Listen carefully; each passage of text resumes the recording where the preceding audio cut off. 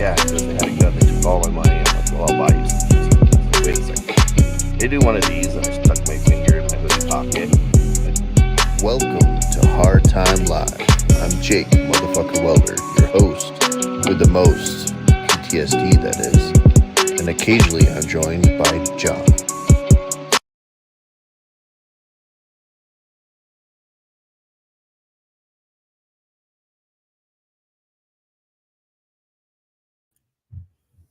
Hello, this is Jake, motherfucker welder. Welcome to another live.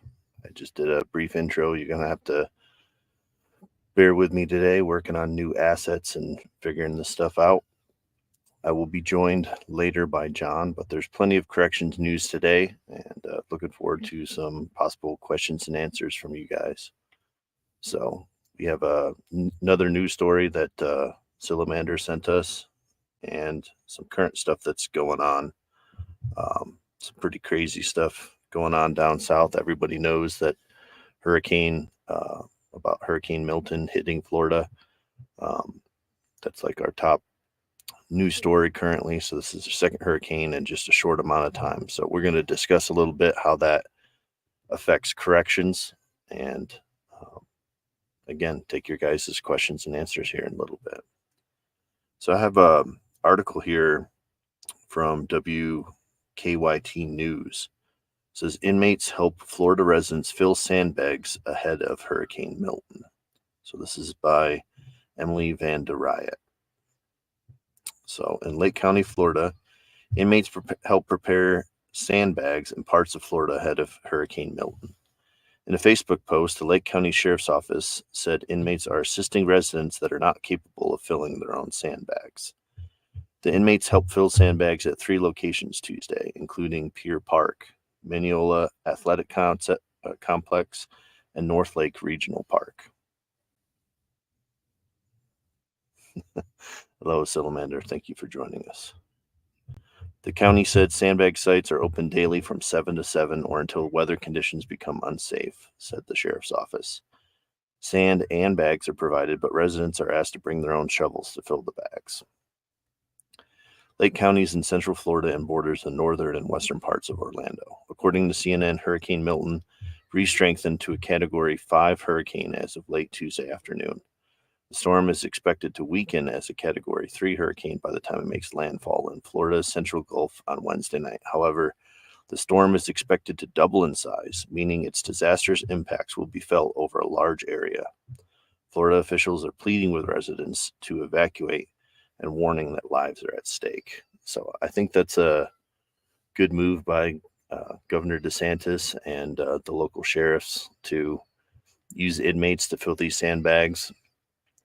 You have trustees, you have inmates that are minimum security, allow them to go ahead and be able to participate and do something positive while they're locked up. We're also going to talk about continuity of operations for a couple different places. So we have some different facilities that are handling it different ways in Florida. I was only able to find one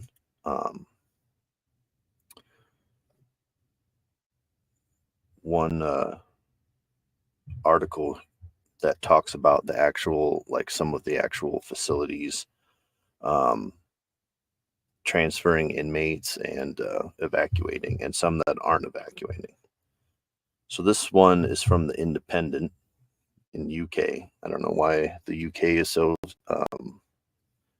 interested in our prisons, but it seems like they're always commenting on what we've got going on in the United States.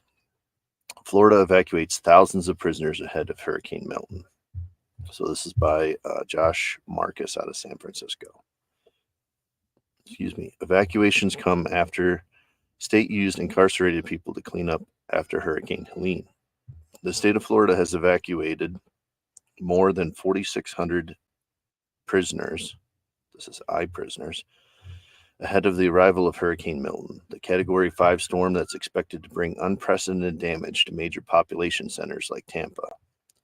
As of Tuesday afternoon, the state had successfully relocated 4,636 inmates without compromising public safety and additional evacuations are underway, according to the Florida Department of Corrections, with prisoners moved to hardened institutions, in quotes, with a better chance of weathering the storm.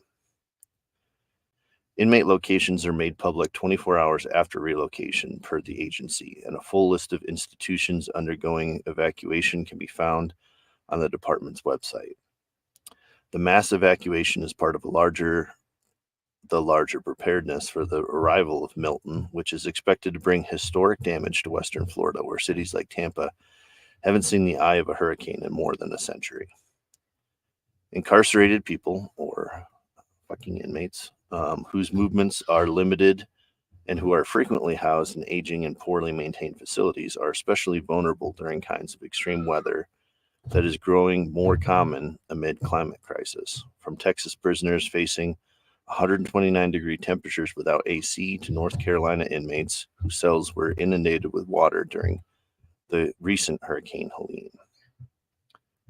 People who were stuck inside the Mountain View Correctional Institution in Spruce Pine, North Carolina, for nearly a week during Helene, as their cells flooded, lights went out, and toilets stopped functioning. Inmates and their families told The Intercept.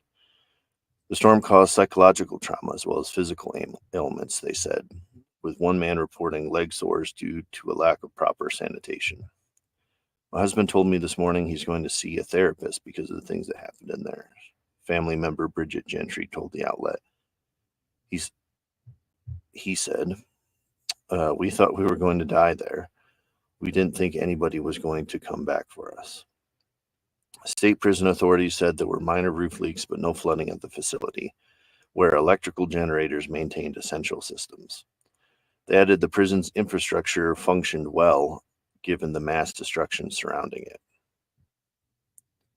In Florida, Governor Ron DeSantis has also touted the state's use of prisoners to clean up after Helene passed through on its tour north.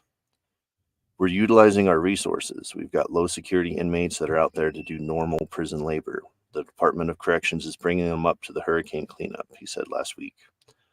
The Republican official said it was cost-effective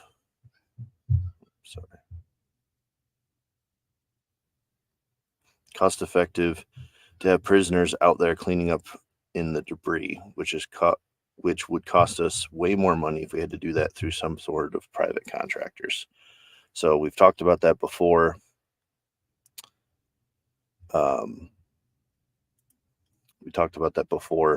How prison labor is, cents on the dollar. It's much, much easier for us to pay those people to be able to do the cleanup. So it's a fraction of the cost to the taxpayers, which is a good thing. Florida is one of multiple states across the U.S. where incarcerated people can work prison jobs for no pay. Among those among the state's 80,000 who are paid often earn wages of less than $1 per hour, despite contributing to manufacturing and other industries, generating tens of millions of dollars in sales. So they have not been contacted to tell them how much the inmates were paid. So Silamander says, how do we go from Helene to Milton so fast? What storms? I don't know what the abbreviations are for. Well, Helene, we know, struck from the other side and hit like South Carolina and as far as eastern Tennessee. So we went from that to now they're preparing for Milton. So Florida got part of that first of Helene, and now is going to get bear the brunt of Milton. We know that. I get what you're saying. The letter of the alphabet. Okay. Yeah, I guess they must be running low on names for storms at this point because they've been so frequent lately. Oh, and we have someone else that is ready to join us. So I'm going to add someone to the chat here. Oh, it's me. To answer your question, Silamander, a storm gets organized out in the Atlantic Ocean, out there over near the Azores. We don't pay attention to it because it doesn't threaten America or her blessed interests. But a storm will get organized to the point where it could be a tropical depression. And once it reaches a certain threshold of organization, this is, circulation, wind speed, and things like that. The National Weather Service, along with the National Oceanographic, Atmospheric, and whatever administration, your tax dollars, they assign it a name. And sometimes these depressions and storms, although they're given a name, they break up over the Atlantic Ocean because no one gives a shit when they're wiping out the Azores. They're not wiping out Florida and more important places such as America's Wang. So we don't skip over these letters. We just don't care about them because they're killing people who are less American than we are. And actually, what's interesting is that you could look up all the names in advance, and if we have more than 26 storm names in a year, like the National Oceanographic Atmospheric Administration has a whole process for that by which they start giving like alternate names to storms and things like that. So as far as how did we get here so quickly? Well, again, those storms happened and then they went away. We didn't pay attention to them. But there's a phenomenon in the northern hemisphere. The North Atlantic gyre is what brings all these storms over from the Azores and along the Gulf Coast and the eastern coast of the United States. Water, of course, as you know, the North Atlantic gyre, water tends to circulate in a clockwise fashion. So it kind of brings everything around.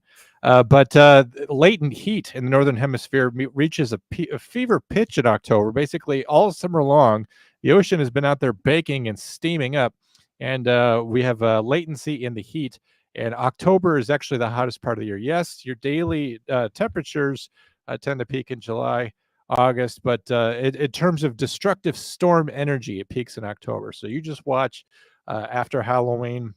We won't really be dealing with this anymore. It would be a very unusual storm for this. But October is always the busiest part of the year. We just don't usually care. Jake, thanks for bringing me on for this important oceanographic update. Glad I know something about everything and contribute to this. And I just wanted to say before I go, pro-slavery. Back to you.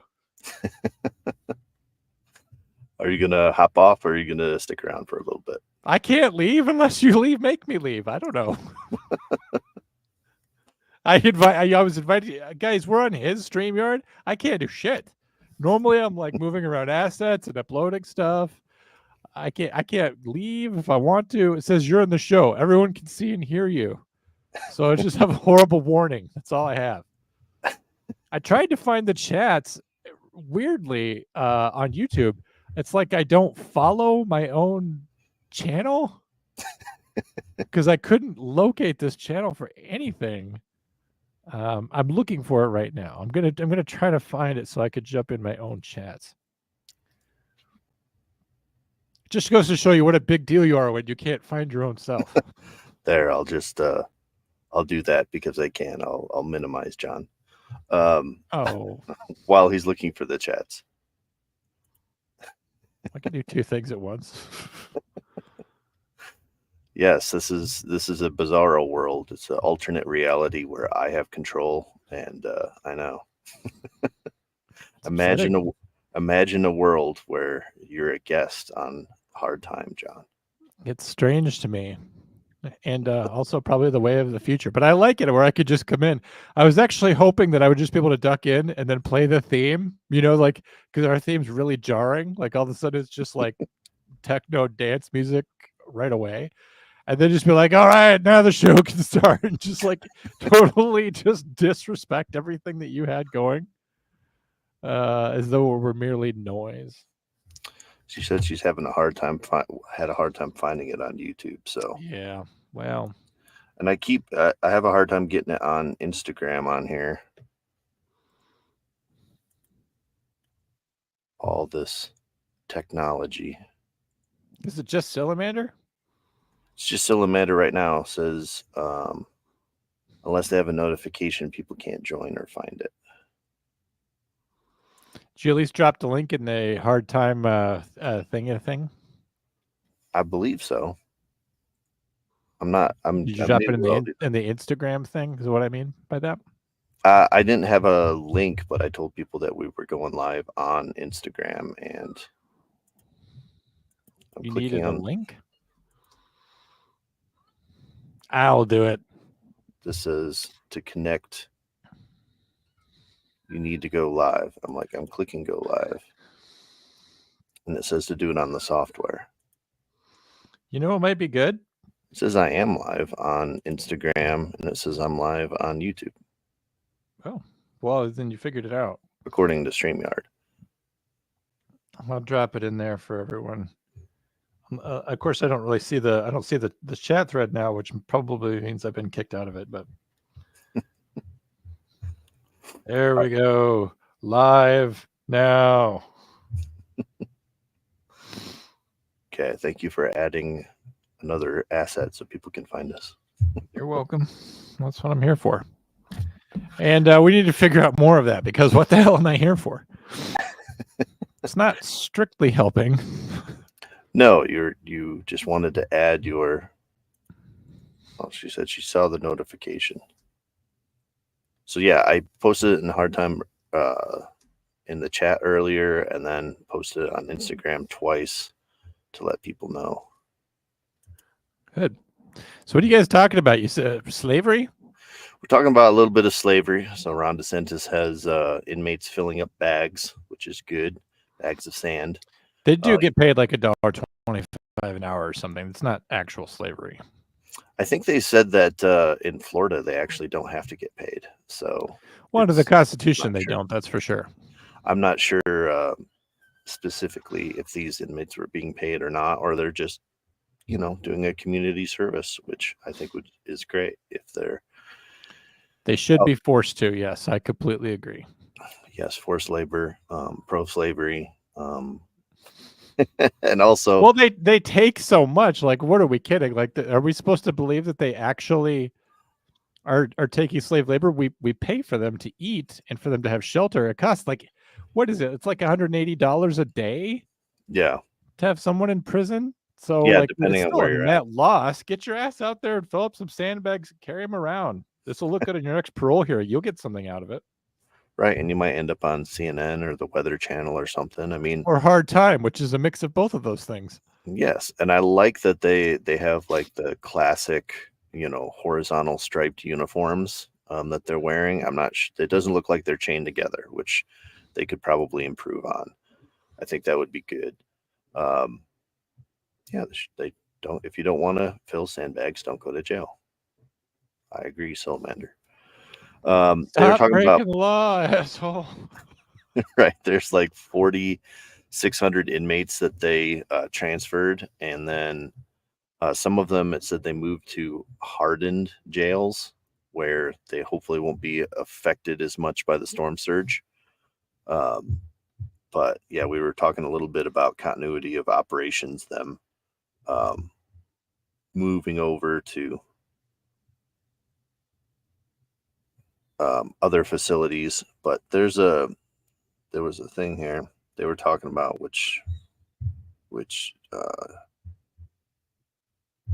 Manatee County Jail in Palmetto, Florida. So they said they have 1,200 inmates there, and they're not evacuating. So I'm wondering if it is pretty close to where the eye of the storm's supposed to hit. But yeah, but apparently they say it's a hardened institution. I don't. Maybe they're doing some sandbags. Maybe they're on some slightly. Usually, when you hear someone say hardened institution, you're hearing somebody talk about Jake. Usually, I like to give people a hard time.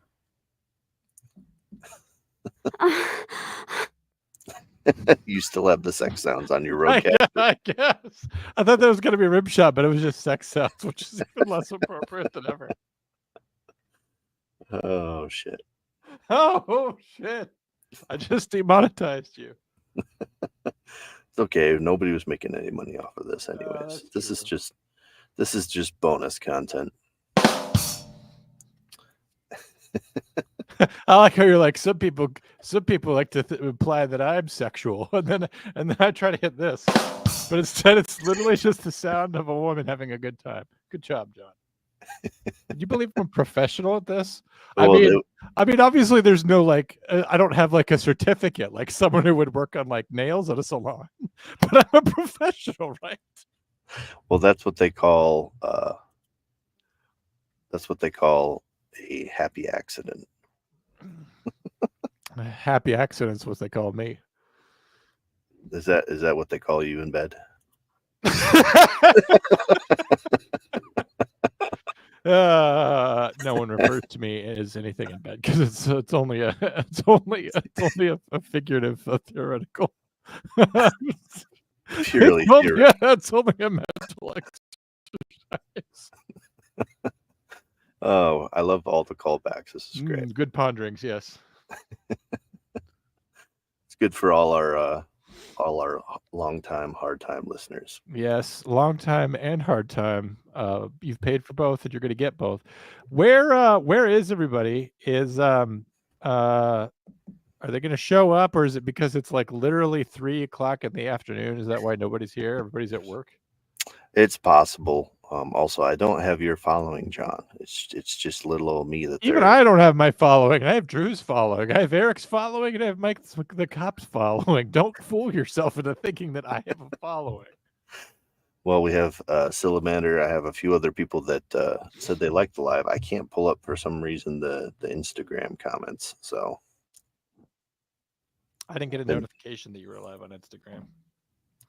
But you know what else? I also didn't check. Let me see what we got here. Jake, Mother Effer Welder 69. I don't see that you're live, bud. See, and it says I'm live, but then it's not allowing me to. Yeah, it's lying to you, man.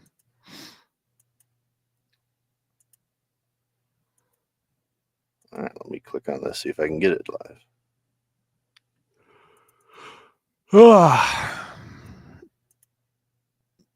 This is why I like Jake. He's happy with me here. John has never happened.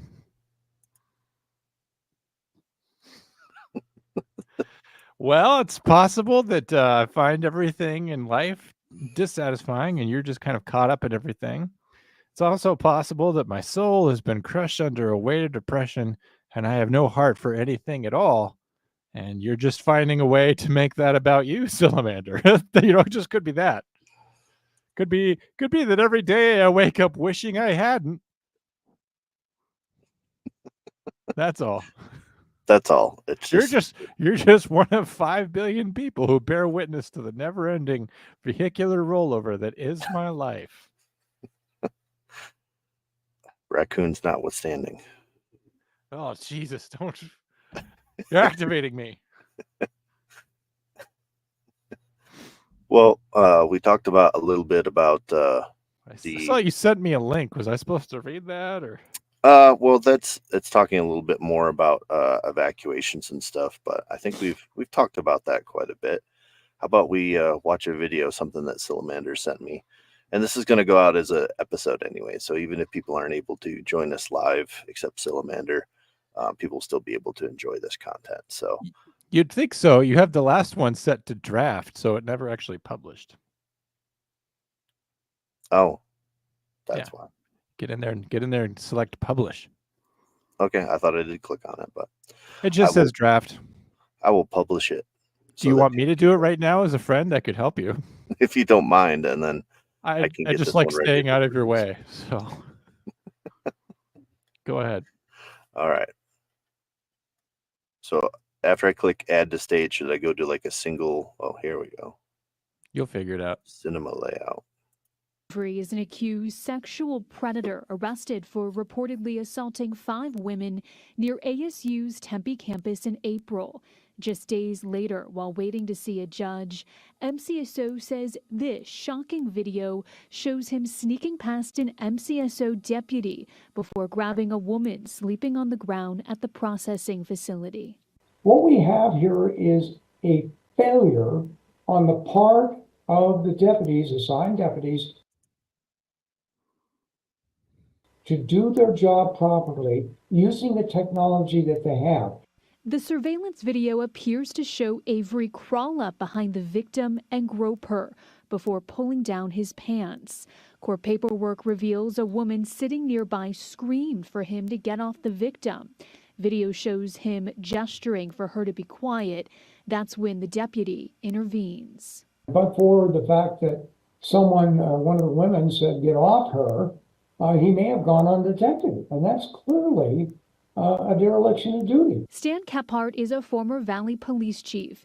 He says the incident is concerning, highlighting a failure among deputies and supervisors. It is shocking, and it is clearly, in my opinion, professional opinion, a system failure. Court paperwork shows Avery later admitted to detectives he snuck over like a spider and intended to rape the victim. He's a sexual assaulter. That's what he does. Knowing that, he would bear special watching under these conditions. MCSO says it is appalled by Avery's actions. In a statement, a spokesperson said, quote, "This is a unique incident," adding they acted immediately, adding mirrors for better monitoring, and did a review of current procedures to prevent this from happening again. This is a first-line supervisory problem, in my judgment. The first-line supervisor, the sergeant who's in charge of those deputies, should write those people up. This definitely would be a subject to discipline issue. Now, Avery is facing additional charges for attempted sexual assault following this incident. He's also facing 11 counts, including kidnapping and aggravated. Okay. So this, I think, it's not a good look for Maricopa County. I didn't catch the first time who that guy was who was going on about it. He was a former police chief. He was a coward if he had a virtual background. Yeah. You get to see my Spider-Man comics. They're here on display. They're Well, here he on probably display. he's maybe because he's a dick, he doesn't have any patches to share. He hasn't done any patch swaps. I just buy all mine on eBay. I'm ready to hear your take. And since I'm a guest, I get to just wait, I guess. Well, I get that they had a low-tech solution to this. They put some blind spot mirrors and stuff up, which is good. But, you know, a simple pair of handcuffs, handcuffing him to the fucking chair would have been good. But yeah, this is what shows if you have a physical plant that is less than ideal and they have a way of the way things are set up is not optimal.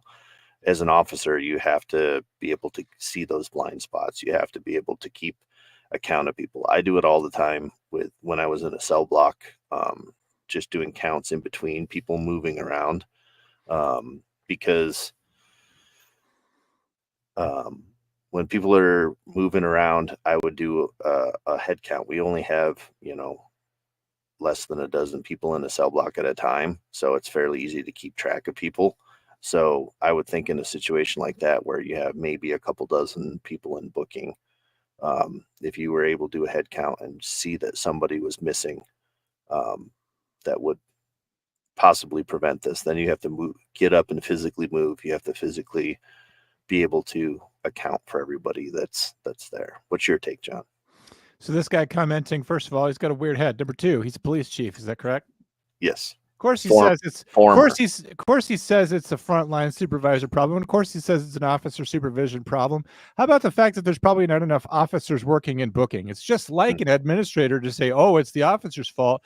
They're clearly not paying attention. They're clearly not doing what they're supposed to do. Yes, I like your low-tech solution of putting the mirrors in there. If it's good enough for Target, for the cashier to see that there's no cat food in the bottom of the cart, it's going to keep inmates from walking around spider-like raping people in the booking department. But of course, this captain says it's on the frontline supervisors. The sergeant was probably dealing with somebody scooping their own eyes out. Honestly, that was probably the situation there in Maricopa. And of course, the sergeant's going to be the one that takes the blame, but there's almost no chance that there's enough correctional officers working in this jail. So why are we putting it down on this one guy behind a desk? He's probably trying to do something when there should be officers in there. Yeah. No, there should be multiple officers being able to see what's going on. Like I said, it just, like we said, it illustrates how inmates are going to continue to commit crimes. This is possible. They said they haven't had an incident like this in 4 years. So I assume hopefully they just mean someone crossing from the male side to the female side of booking.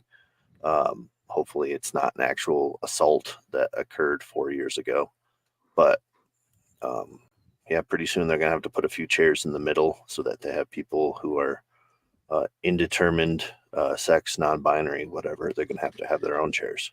All right. So posted 13 days ago on a website that Maricopa County Sheriff's Office uses, they are hiring for detention officers, trainee and lateral. So however long ago this happened, it remains the case that you can go be hired as a detention officer.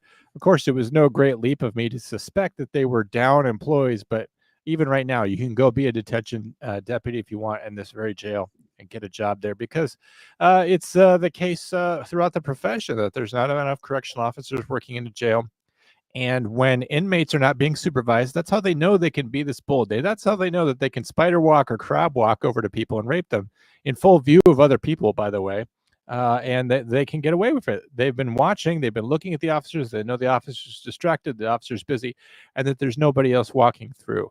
This is a brazen crime. It's institutionalized that the inmates can get away with it. And I also just wanted to mention, you can also be a polygraph examiner, a criminal intelligence supervisor, food production worker, an emergency dispatcher, a custodian, a service technician, a food production shift supervisor, a program clinician, a firearms examiner, a database administrator, a deputy sheriff, and someone that will update the website for how many positions they have open. That's what's going on in Maricopa County right now. So the situation is as bad there as it is anywhere else. So I think it's just hilarious. We're going to blame the frontline supervisor, who, like I said, will take the blame, or correctional officers for what are clearly systemic issues. And I do hate that word, but they don't have enough people working there.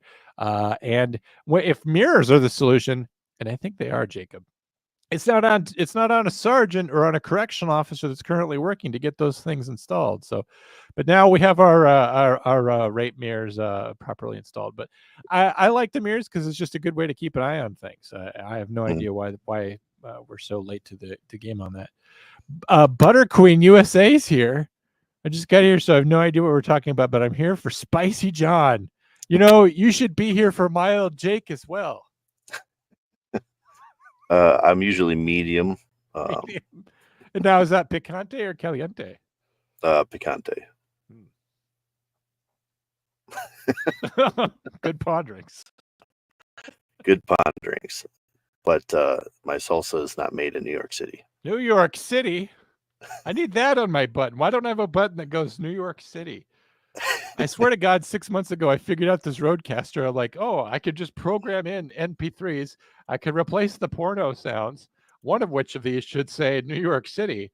And it never happened. I think I have to download an app or something.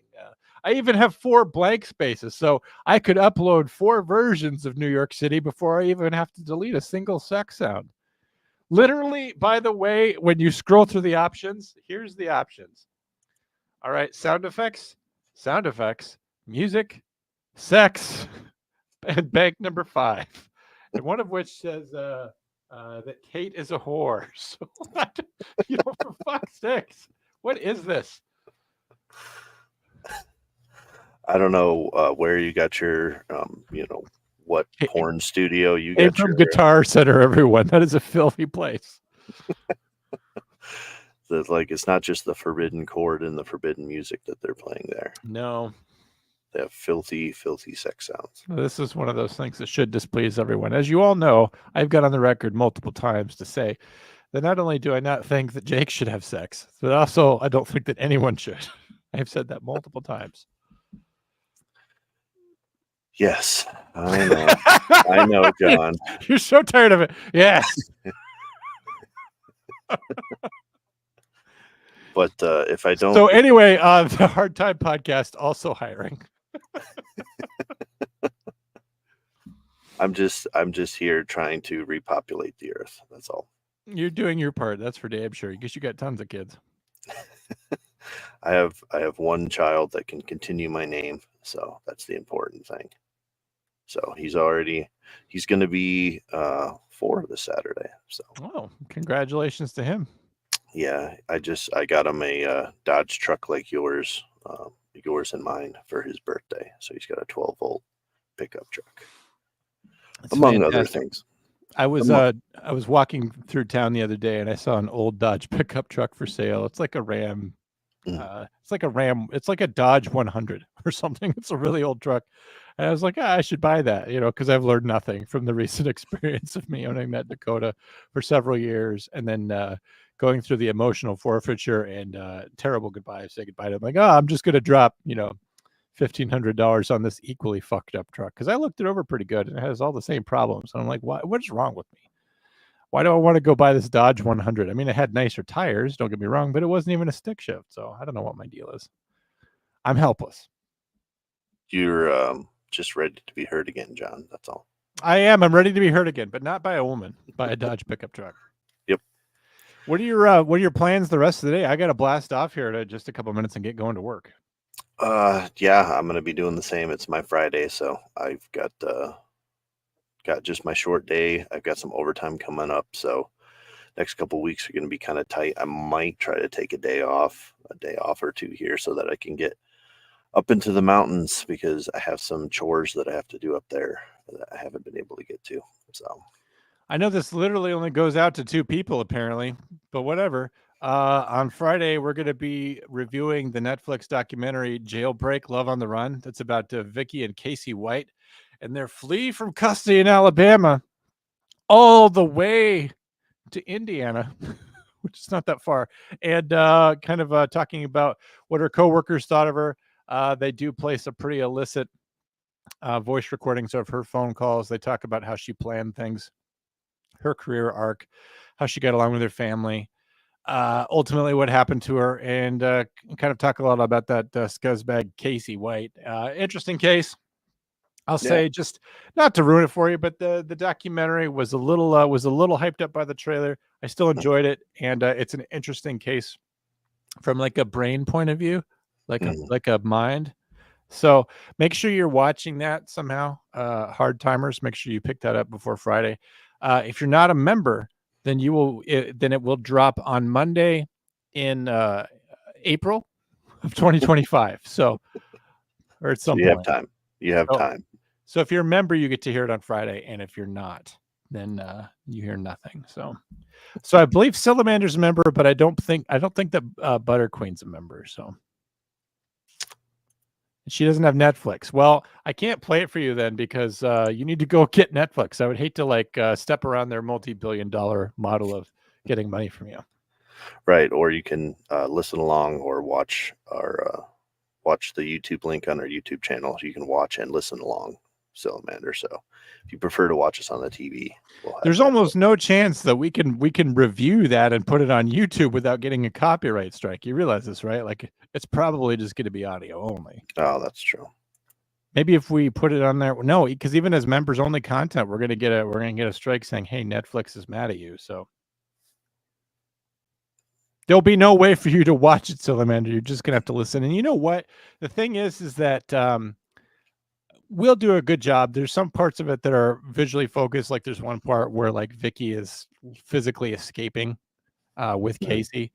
And it's a visual cue you'll need to notice, but we'll draw attention to that. So I think I'm satisfied that if you just listen to the podcast and us describing what's going on in this Netflix thing, it'll be good enough, because most of what it is talking head people. Like it's Vicky's boss and Vicky's coworkers and Vicky's mom and another inmate and this other inmate, and they all say kind of what they thought about this whole thing. And so I don't think if you can't watch it, you're not going to miss out. But if you can watch it, you'll get more out of it. Yeah. And it also educates you how to have a secret relationship with a prisoner if you want to. So here's a hint: get a second phone. Right.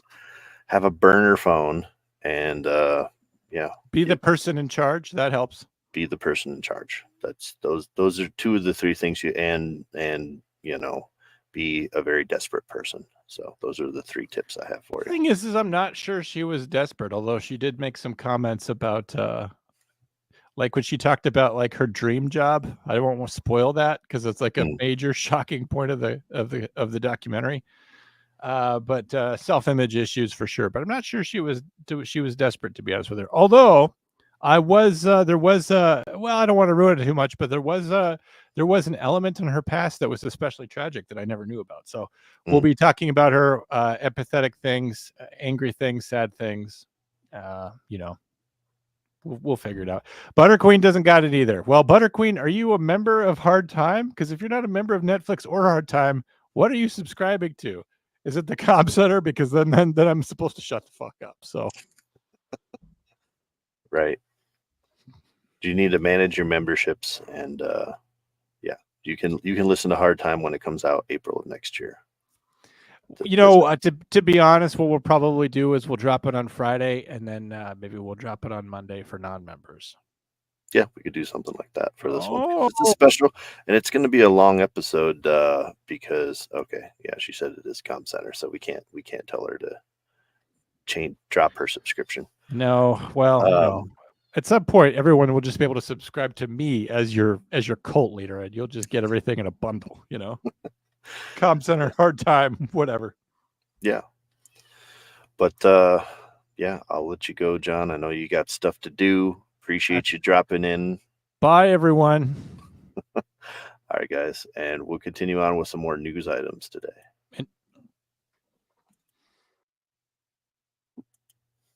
Okay. I didn't mean to completely cut John off. I just wanted to give him an out if he needed it, because he said he was going to come on for a couple minutes, and then he ended up being here for quite a while, so we appreciate that. So some other news.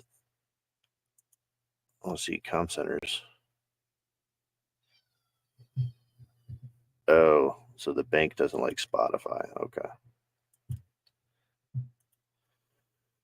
Banks don't like Spotify people. They don't want my children to have beer to drink. So, unfortunately, that's where we're at. That's the state of things here on Hard Time.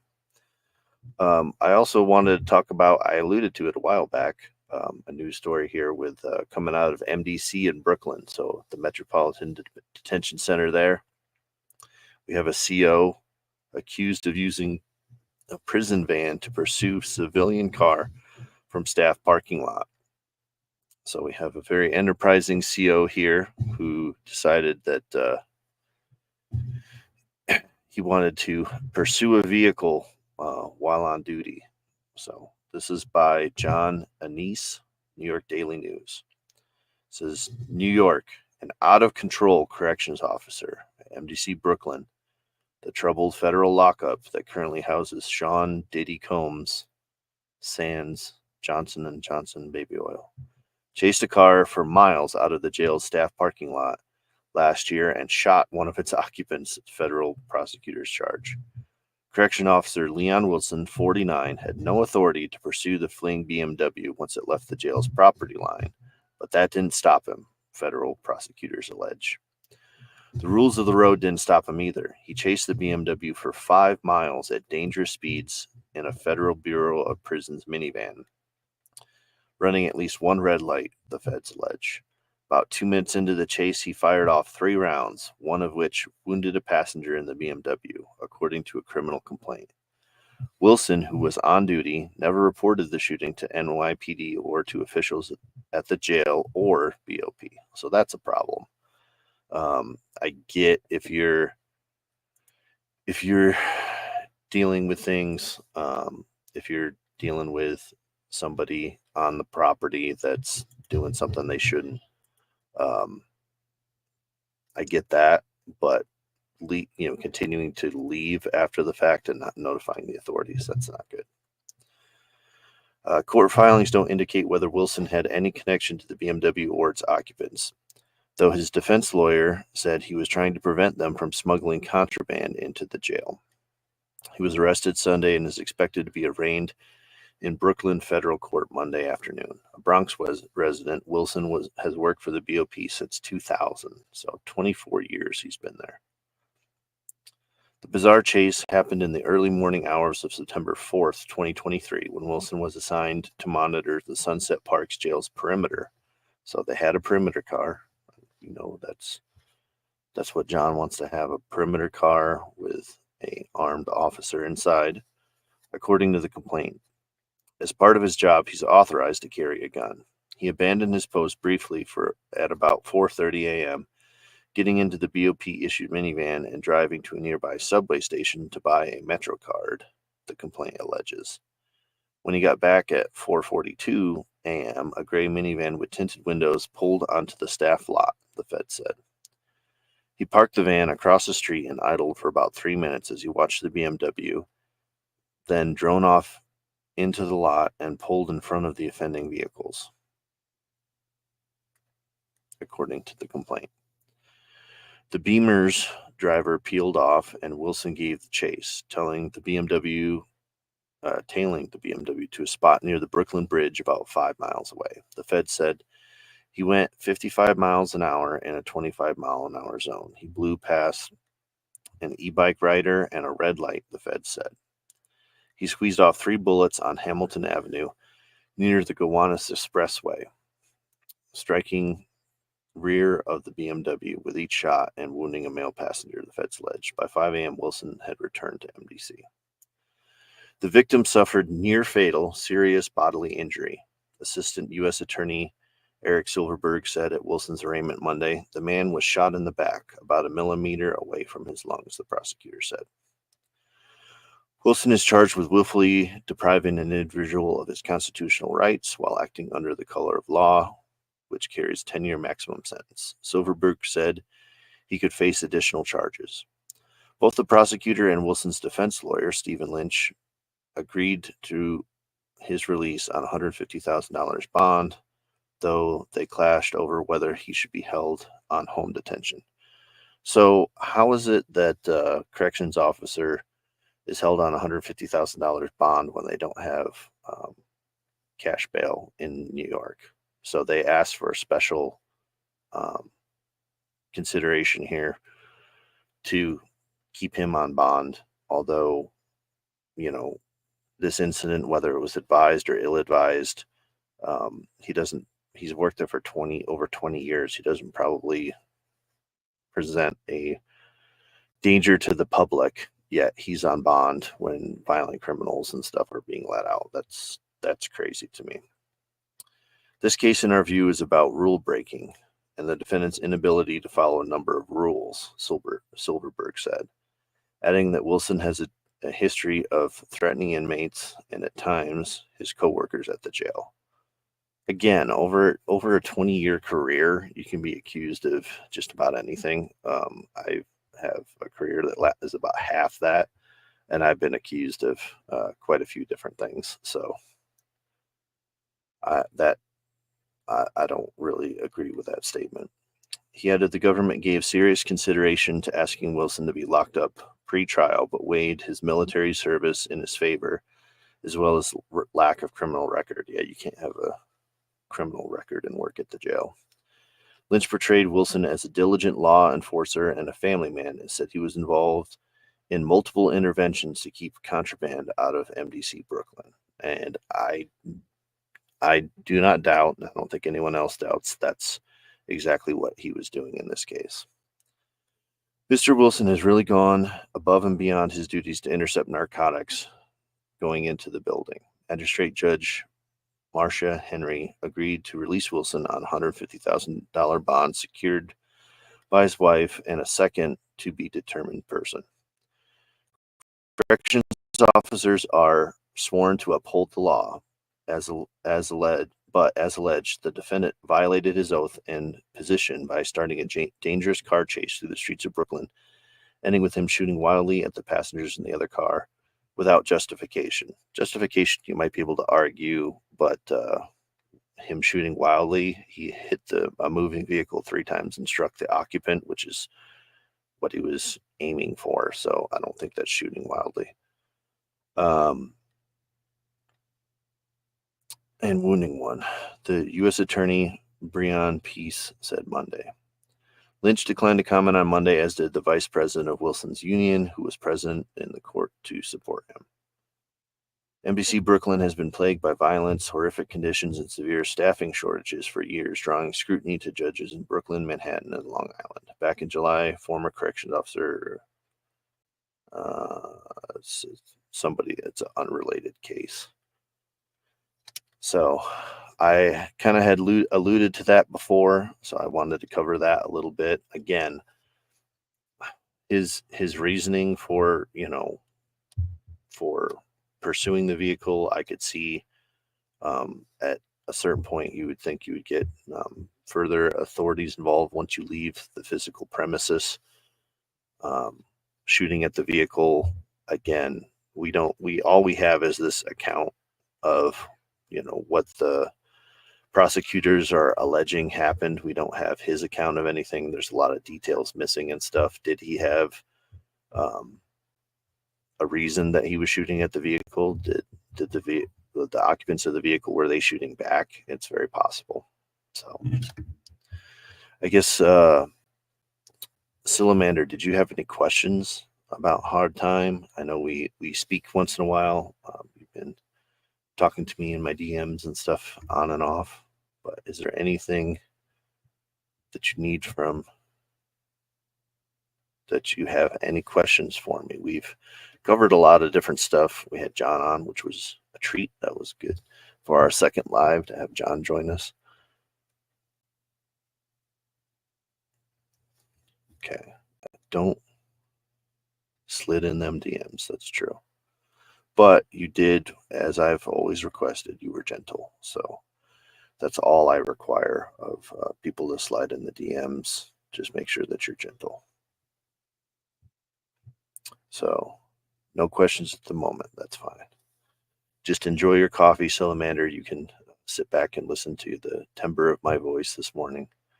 And I will make sure that I publish this episode so that everyone can hear another episode of Hard Time. I'm going to be continuing to try to do these lives. I think Wednesdays. I'm going to try to make it a regular thing so that we can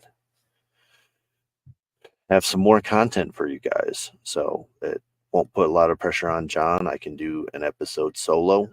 Maybe we can have some guests and stuff on. We can continue to have some question and answers for you guys when we get some more. I'm not sure.